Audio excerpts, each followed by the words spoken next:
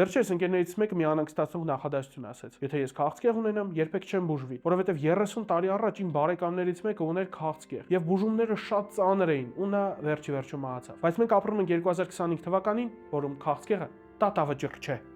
2025 թվականի ընթացքում եւ ընդհանրապես վերջին տարիներին քաղցկեղի բուժումը շատ է զարգացել, նամանավանդ այն քաղցկեղների պարագայում, որոնք բավականին շուտ են հայտնաբերվում։ Ուղղակի պետք է տարեկան անցնել որոշակի սկրինինգ հետազոտություններ՝ կոլոնոսկոպիա, գաստրոսկոպիա, PSA քննություն, որովայնի օրգանների սոնոգրաֆիա, պապիլոմավիրուսի քննություն կարելի է հանձնել ու որոշակի հետազոտություններ ամեն մեկի տարիքի համապատասխան։ Գտնել քաղցկեղների շատ տարածված տեսակները նախնական ստադիաներում ու իրանց 100%-անոց բուժվել։ Մի վախեցեք քաղցկեղ ախտորոշումից, գործեք, պայքարեք, կռվեք, վերցրեք ձեր ձեռը, ձեր զենքերը, ձեր համբերատարությունը, բժիշկների ուղեղը ու մղվեք առաջ, որովհետև նորից եմ կրկնում, մեր դարում քաղցկեղը այլևս դատավճիռ չէ։